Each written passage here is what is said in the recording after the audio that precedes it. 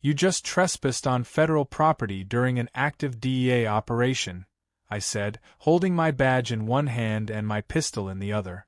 Karen's eyes went wide as she dropped the bolt cutters. Behind her, 3 HOA members were frozen mid-step, their jaws hanging like busted shutters in a hurricane. Somewhere in the distance, a sprinkler clicked on. Nobody moved. Not even me. Because what they didn't realize was this. In the process of breaking into what they thought was an abandoned trailer, they had just compromised a 3-month surveillance sting on a cartel kingpin, and the entire neighborhood might now be in danger. It all started a few weeks back when I pulled my government-issued surveillance trailer up to the edge of Cypress Hills, a neighborhood so pretentious even the squirrels seemed to have landscaping plans. The DEA had identified a key distribution point for a cartel we'd been tracking for months, right on the border of the neighborhood, adjacent to a little strip of woods. From this trailer, I had a clean line of sight to the suppliers' meetups. Shady SUV deliveries, fast cash handoffs, suspicious landscaping companies working at 10 p.m. It was the perfect cover. Or at least, it had been, until the HOA noticed. Now, Cypress Hills HOA isn't your run-of-the-mill nosy group. These folks ran the community like it was a tiny dictatorship. And their supreme leader? Karen Wadsworth, 50-something, high heels even when gardening, and wielding a clipboard like it was a sword from the HOA gods. Karen didn't like the trailer from the moment it arrived. According to one of my hidden microphones at the community center, she called it a visual insult to the architectural cohesion of our neighborhood. Within a day, she'd filed 3 complaints, 1 drone flyover, and tried to leave a sticky note that read, "Not HOA approved. Remove immediately," on the trailer's door. She would have left it if the infrared motion sensor hadn't made a sound and scared her off. She had no clue what she was dealing with. To blend in, I kept the trailer looking like it had been parked and forgotten. No license plates, mud-splashed sides, a broken taillight and a faded sticker from a defunct carnival. Inside, however, it was a high-tech surveillance unit loaded with encrypted comms, monitors, tactical gear, and enough caffeine pills to keep me wired for a week. The goal was simple: observe and report. But Karen? She had other ideas. The community gossip chain exploded with conspiracy theories. One resident claimed it was a meth lab. Another said they saw someone skinning raccoons in the back. The prize, however, went to Karen, who confidently declared at an HOA meeting that the trailer belonged to a transient group of anarchists. Someone even suggested I was squatting and might try to build a second trailer. That sent Karen into cardiac-level panic. I kept my cool. The mission came first. Then came the HOA's official notice. A poorly formatted, passive-aggressive letter shoved under a traffic cone outside the trailer. To whom it may concern, this unit is in violation of Community Aesthetic Policy Section 4.3b. Kindly vacate the premises within 48 hours, or we will be forced to escalate. I chuckled. I didn't even live here. I was technically parked on federal property bordering the HOA's jurisdiction. But Karen didn't care about boundaries, legal or otherwise. The next day, I caught her and 2 board members on my motion sensors again, arguing near the fence. "It's dragging the whole block down," one of them muttered. "If we wait for the city, it'll never get handled," Karen said. "You sure it's abandoned?" Karen looked smug. "Nobody's been in or out in days. I've checked. It's squatters' rights now. We'll clean it up ourselves." That's when I knew things were about to go sideways. On Thursday morning, just before sunrise, I got the alert. Perimeter breach, back gate. I glanced at the monitor and zoomed in. Karen was in full action mode, wielding bolt cutters like she was breaking into Fort Knox. 2 HOA members followed behind her, one with a trash bag, the other with a roll of yellow tape marked Community Cleanup. They were smiling, laughing, planning where to haul the junk. I stayed low, heart steady. Protocol required that I maintain cover until threat level changed. But they weren't just snooping, they were breaking in. One of them shoved open the trailer door. That's when I stood. The look on their faces when I emerged, badge out, pistol at the ready, dead serious, was something I'll remember forever. Karen stumbled backward, smacking into the guy with the trash bag. He yelped. The third froze like a squirrel staring down a lawnmower. You just trespassed on federal property during an active DEA operation, I said, clear and calm. Put those bolt cutters down and step away from the door.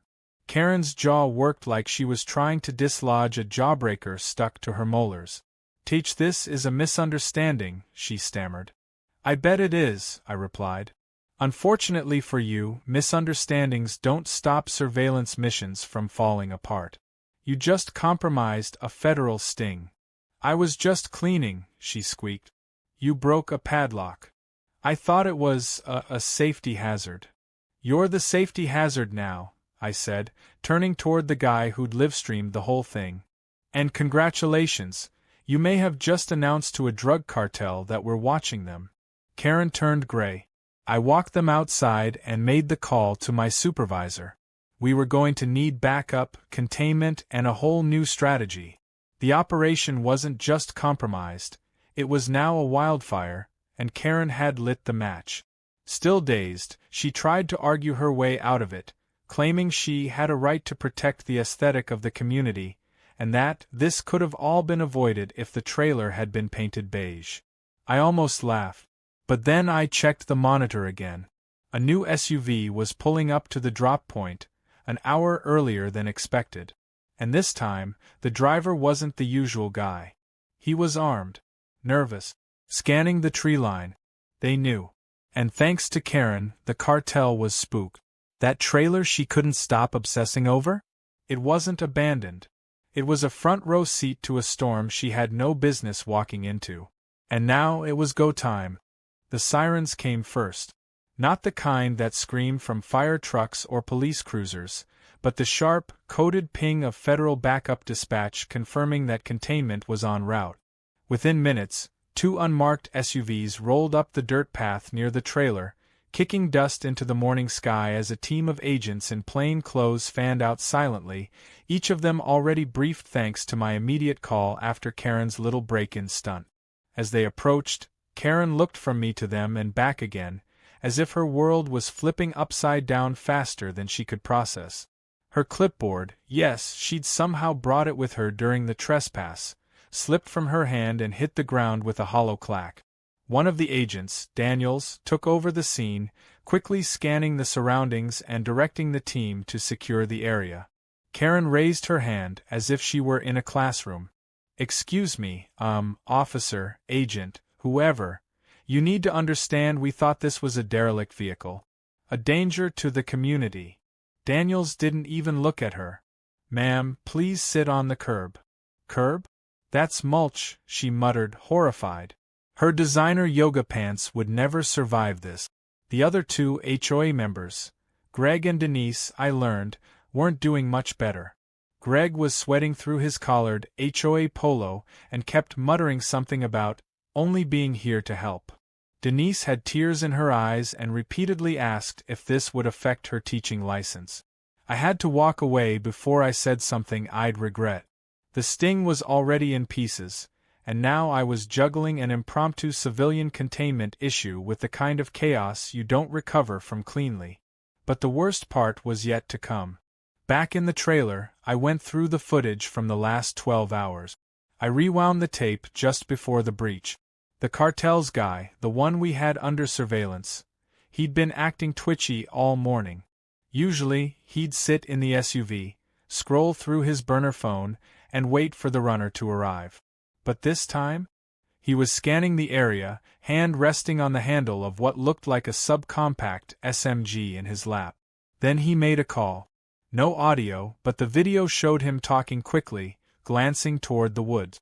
After 30 seconds, he drove off, early. No exchange. No package. Just gone. I rubbed my face, already feeling the headache kicking in. The operation had been subtle until now. Clean. Quiet. 3 months of stakeouts, informants, wiring the streetlight poles with cameras. We were a week away from a takedown. But thanks to Karen's stunt, the operation was blown. Worse, we didn't know if it was just the timing that spooked them, or if something else tipped them off. When I stepped outside again, Karen was already arguing with one of the agents, claiming she had freedom of movement as a dues-paying homeowner. That phrase alone was enough to make Daniels sigh and rub his temples. I crouched next to her and said calmly, "You don't seem to get it, Karen. You didn't just walk into someone's shed. You walked into a federal surveillance operation. This wasn't just a trailer. It's linked into a national database. Your fingerprints are all over our equipment. You cut a lock. That's felony-level interference. You live-streamed it too. That's obstruction with broadcasted proof." Karen's face turned pale, then pink, then a confused shade of horror. "Live-streamed." I pointed to Greg, who looked like he'd rather be dead. "Your buddy there hit go live when he thought it was going to be a big HOA hero moment.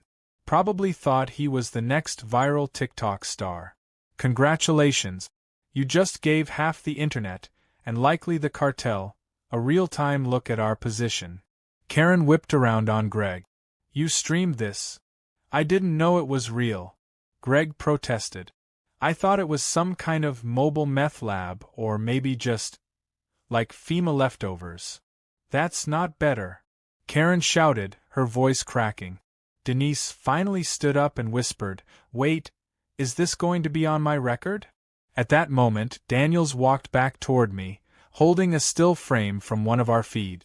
"You're going to want to see this." I followed him to one of the secondary monitors we'd rerouted to the command van. He froze the footage from 2 days ago. At first, it looked routine, a delivery, a handshake, a handoff. But then Daniels zoomed in on the face of the man accepting the delivery. My stomach dropped. It was Trevor Hastings. Trevor was a mid-tier HOA board member. The quiet one. Always in the back during meetings, never argued, never voted loud.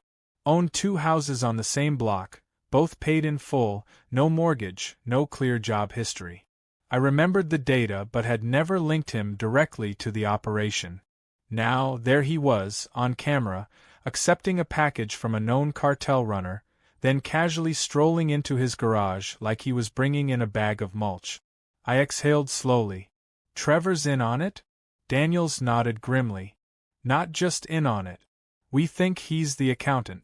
We've been trying to identify the local ledger man, the one who launders the cartel cash.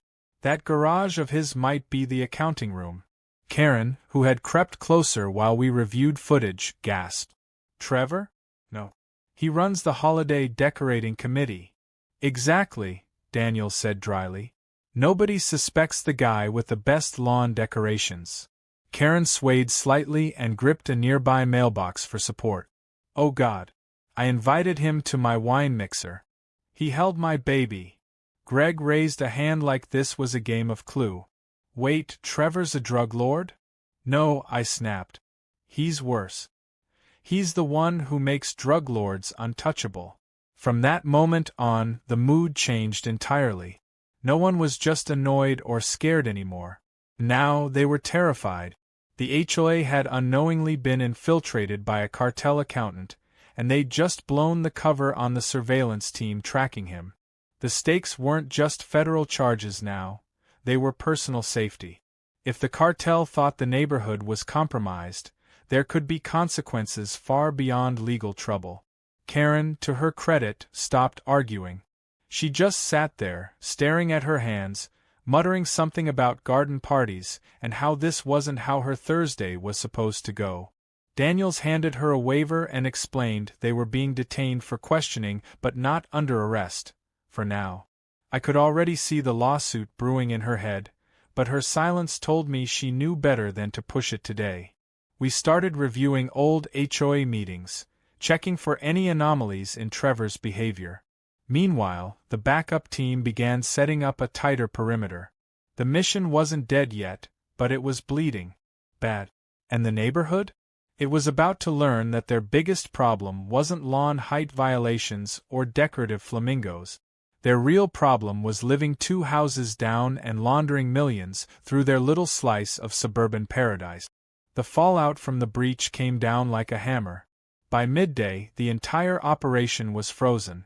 Orders from the top brass were clear: reassess, reconfigure, and salvage what we could. Trevor Hastings had gone completely dark. No security cameras had caught him leaving the neighborhood, but his house had been locked up tighter than a vault since that morning. No lights, no movements, not even a flicker of Wi-Fi traffic from inside. Either he'd already fled, or he was laying low with cartel-grade discipline. Meanwhile, the HOA board was in a tailspin. Half the members wanted to resign, the other half were too busy trying to lawyer up. Karen tried to organize a press conference. She actually typed up a statement calling the incident a regrettable misunderstanding with an unexpected federal twist, and asked if she could use the DEA's folding table for her note. Daniels looked at her like she'd asked to borrow his badge, and simply walked away. I had to physically stop myself from laughing. That afternoon, the news vans arrived. Apparently, someone had leaked the footage from Greg's livestream to a local affiliate, and within hours it had gone viral. The clip of Karen dropping her bolt cutters in terror had become a meme. One version looped the moment with a slow-motion zoom while dramatic opera music played in the background. Another added a title card that read, "When HOA meets FBI." Karen was not amused. She wore sunglasses and a hoodie and refused to leave her house, claiming her lawyer advised total silence. That would have been wise, if she hadn't already posted a 7-minute Facebook Live rant claiming she was a whistleblower exposing government corruption parked in a trailer. The irony was staggering. Despite the chaos, the DEA wasn't giving up. My superior, Agent Carrillo, flew in that night. He was calm, calculating, and had the kind of stare that could make a congressman rethink his life choices. After a tense briefing inside the trailer, he turned to me and said, "We've got 72 hours to either turn this around or pull the plug. If Trevor vanishes, that's on us. You brought this case, now close it. No pressure." I spent the next morning going through every detail I had on Trevor Hastings. His bank accounts were clean, too clean. No real employment history, yet perfect credit. He made donations to animal shelters and was listed as a gold-tier sponsor of the neighborhood chili cook-off. The kind of cover that screamed innocence to the casual observer, but underneath it, I knew better. The cartel didn't use lowlifes for accounting. They used ghosts. Men like Trevor, ordinary, forgettable, invisible in plain sight. We needed a way to flush him out. Direct surveillance was useless now that the operation had been outed. Any agents walking around would stick out like sore thumbs, and drones were too risky given the local news attention. That's when Carrillo leaned back in his chair, stared at the neighborhood map, and said 5 words that flipped the whole situation on its head. Use the HOA against him. It was risky. Stupid, even. But it might work. No one would suspect a bunch of retired couples and soccer moms of running a counter-cartel sting. Especially not after their own cluelessness had helped blow the first one. We pitched the plan to Karen first. She was resistant, of course, mostly because she didn't want her face on any more memes. But once Carrillo explained that cooperating could reduce the severity of any potential charges, her tone shifted immediately. Suddenly she was nodding, eager, hands clasped like she was interviewing for a promotion. Greg and Denise followed suit, mostly because they had no better option and weren't ready to face federal court. We needed bait. Something to bring Trevor out of hiding without tipping him off. After some debate, we settled on a fake neighborhood auction.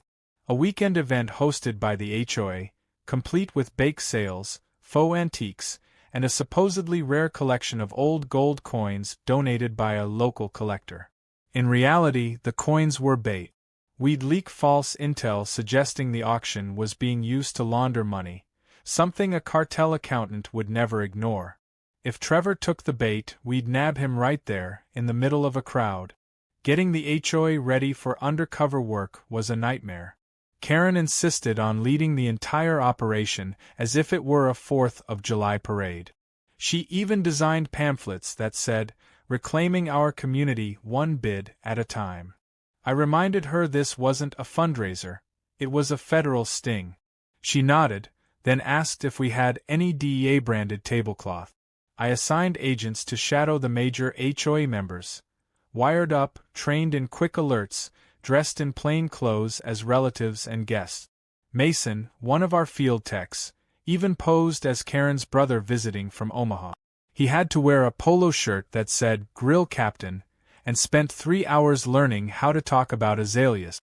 The day before the auction, everything was in place, except Trevor. Still no sign of him. Karen, in a rare moment of genuine concern, pulled me aside and asked, "What if he's already gone? What if he saw the live stream and just ran?" I stared at her, trying to gauge whether it was fear or guilt in her voice. "Then this whole neighborhood's about to be a national embarrassment for nothing," I said. "Let's hope your wine buddy isn't smarter than we thought." But something about Karen's face changed in that moment. Her shoulders dropped slightly, and her voice dropped even lower. "There's something I didn't tell you.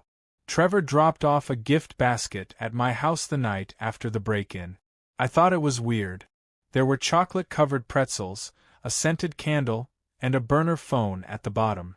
I stared at her. "Karen," I said carefully, "why didn't you tell me this yesterday?"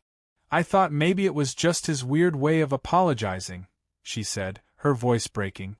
"I didn't want to look like I was overreacting again." "Did you activate the phone?" "I may have pressed a button. It lit up and then went black."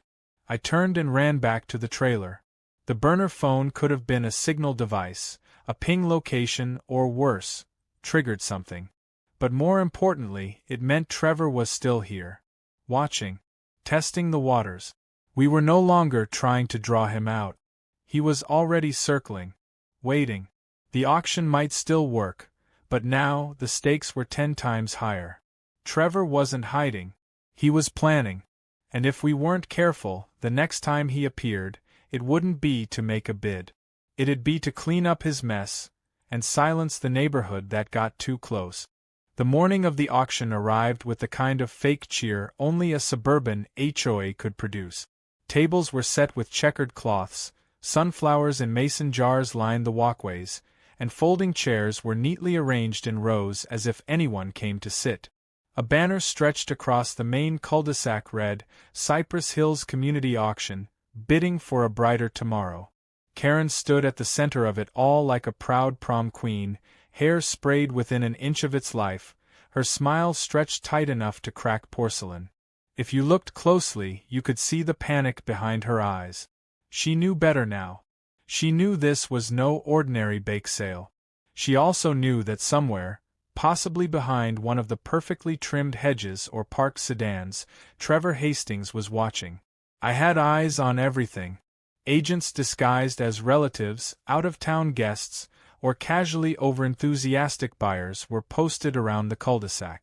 Each had a wire, a mic, and a concealed firearm. Our makeshift control center had been relocated to the garage of a conveniently vacationing neighbor. From there, I had access to 4 drone feeds, 20 body cams, and 1 van that looked like it sold kettle corn but was actually a mobile tactical unit. This was our shot.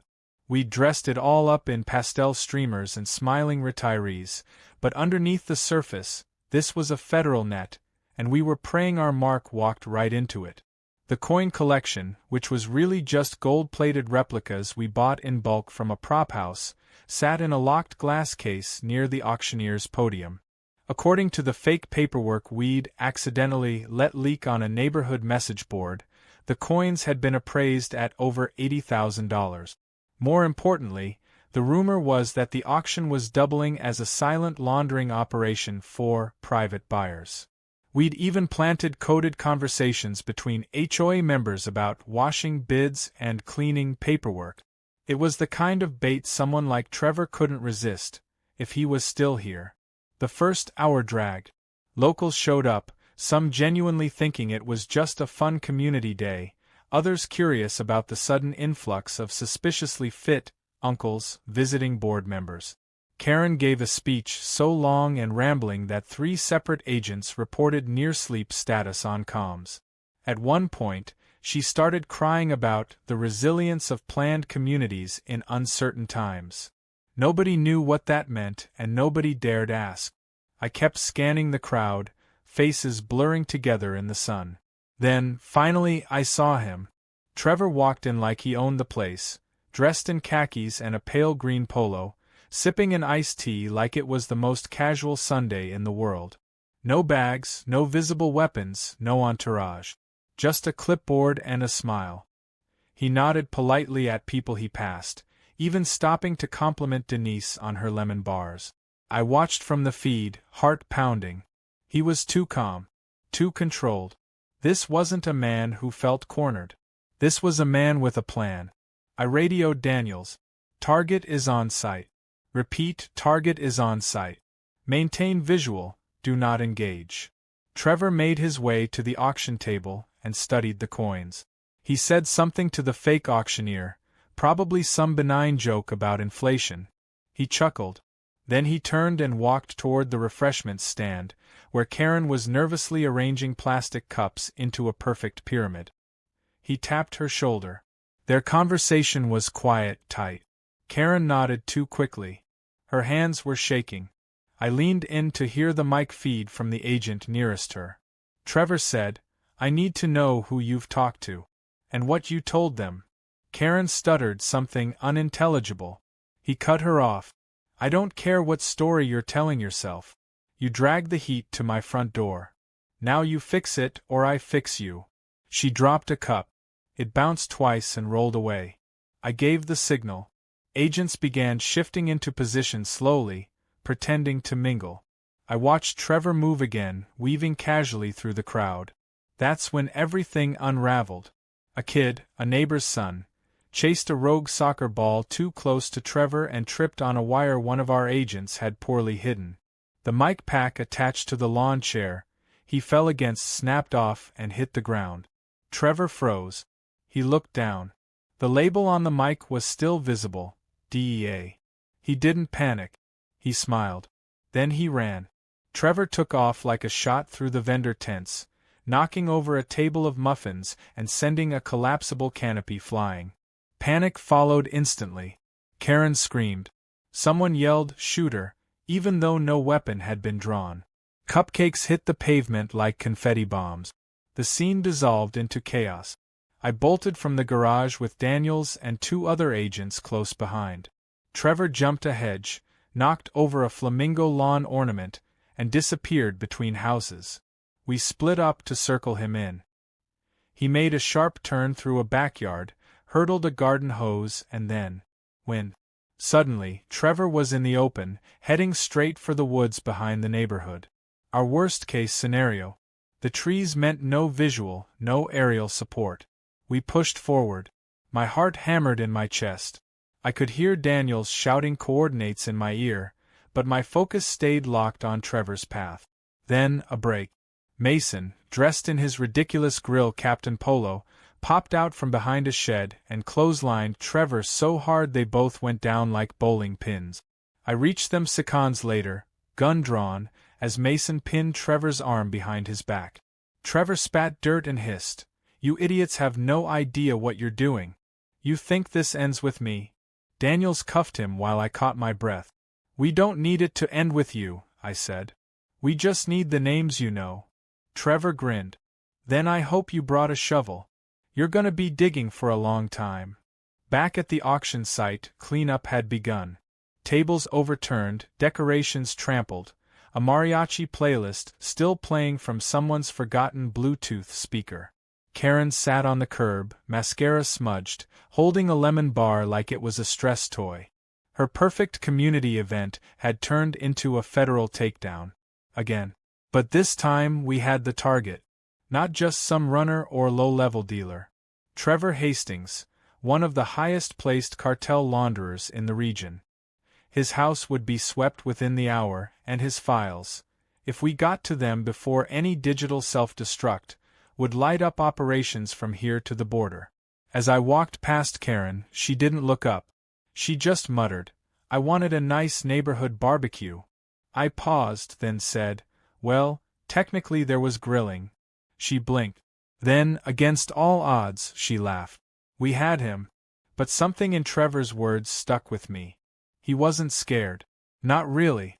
Whatever he was protecting went deeper than one HOA, one trailer, one operation. And if I knew anything about people like him, this wasn't over. It had only just begun.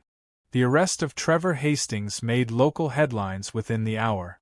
News helicopters hovered over Cypress Hills like vultures in a midday thermals draft, capturing every second of Trevor's perp walk as he was loaded into the back of an unmarked SUV. Reporters scrambled to make sense of the story, how a quiet suburban accountant turned out to be a high-level cartel launderer operating from inside the most aggressively micromanaged neighborhood in the state. The HOA, now infamous nationwide, tried desperately to control the narrative, but it was far too late. Between the livestream, the viral memes, and the footage of Trevor sprinting past a cotton candy stand while chased by armed agents, there was no putting this toothpaste back in the tube. Karen, who'd once ruled the neighborhood with a glare and a clipboard, was now a pariah in her own kingdom. Residents gave her a wide berth at the mailbox. The HOA's online forum, once a dull graveyard of lawn complaints and recycling reminders, now exploded with conspiracy theories and finger-pointing. Someone even photoshopped Karen into a movie poster that read, "Cartel Karen, the HOA strikes back." She didn't leave her house for 2 days. But federal charges weren't in the cards for her or the others. Thanks to their cooperation and the fact that their idiotic blunder helped crack a case that had gone cold for months, the DOJ cut them a break. Karen would serve community service and pay a hefty fine. Greg was banned from owning a live streaming account for 5 years. Denise had to attend a federal compliance seminar where she reportedly fell asleep before the first slide. The real punishment, though, was social. Karen lost her position on the board. The HOA voted to dissolve the current leadership entirely. For the first time in 20 years, the neighborhood was left without a Karen at the helm. As for me, my work wasn't done. Trevor's arrest led us to several digital caches hidden in clever corners of his property, false walls in his garage, encrypted hard drives disguised as old VHS tapes, even a flash drive sealed inside a plastic flamingo on his front lawn. He'd been meticulous. Detailed financial ledgers, client lists, drop locations, encrypted emails, and coded phone logs. All of it suggested a man deeply embedded in operations stretching across state lines. It also hinted at something worse. Trevor wasn't the top. He was a branch. And the root was still out there. My superior, Carrillo, reviewed the files with a grim face. We weren't celebrating. Not yet. Trevor's last words still haunted me. "You think this ends with me?" He was right. And the deeper we dug, the more we realized we had only scratched the surface. There were links to real estate companies, fake charities, even a school fundraising platform. The cartel's laundering machine was more sophisticated than we'd thought, and Cypress Hills had been just one of many quiet front lines. 3 days later, the trailer was towed. Not by Karen, of course, she didn't dare step near it again, but by an official DEA crew. Its mission at Cypress Hills was complete, and it needed to be redeployed for the next sting. As I watched it disappear down the access road, I felt a strange mix of closure and unease.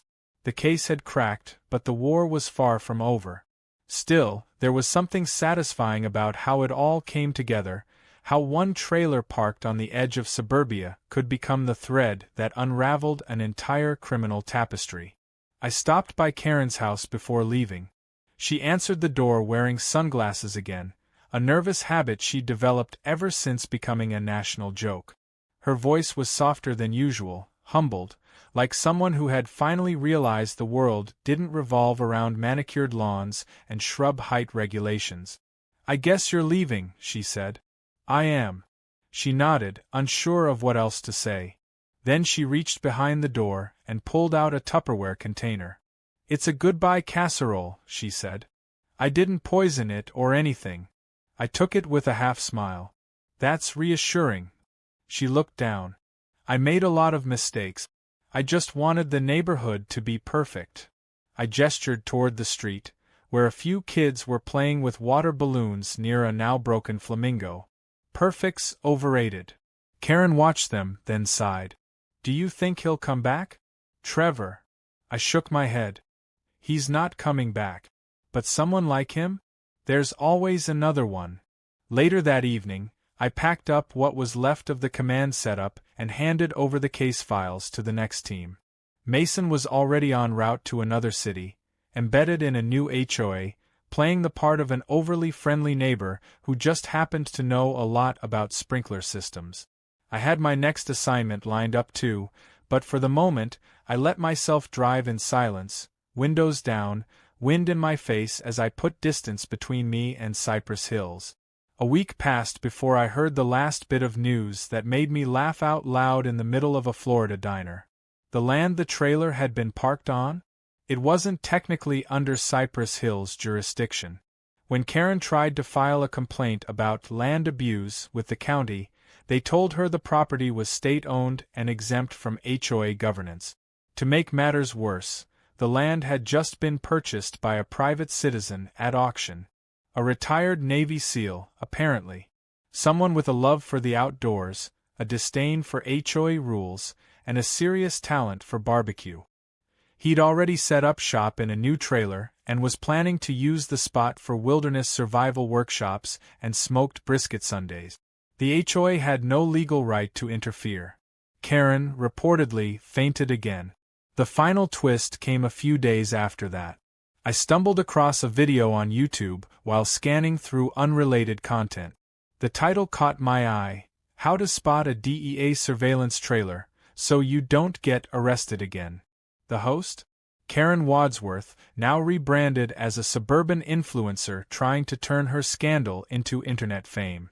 She stood in front of a diagram, wearing her best blazer and an overenthusiastic grin, walking viewers through telltale signs of covert federal surveillance, with the confidence of a conspiracy theorist and the stage presence of a local news anchor. I nearly choked on my coffee. She had no idea what she was talking about, of course. Her tips included things like, if the trailer has mud on only one side, it's suspicious, and never trust a neighbor who doesn't attend the HOA holiday brunch. And yet, somehow, the video had hundreds of thousands of views. Comments ranged from roasting her to encouraging her to run for city council. I sat back, shaking my head. Karen had gone from menace to meme to minor celebrity in the span of a few weeks. Cypress Hills would never be the same. But maybe that was a good thing. The operation was over, the suspect was in custody, and a ridiculous suburban drama had helped take down one of the most elusive laundering operations in the region. All because a nosy HOA president couldn't stand the sight of an ugly trailer. Sometimes, justice doesn't arrive with sirens and courtrooms. Sometimes it comes in the form of a garden gnome getting knocked over during a federal raid. Or a casserole handed off in awkward silence. Or a flamingo with a flash drive in its neck. And sometimes, just sometimes, it starts with someone asking the wrong question about the wrong trailer at the wrong time. That's how Cypress Hills made the evening news. And that's how Karen learned that some trailers are better left alone.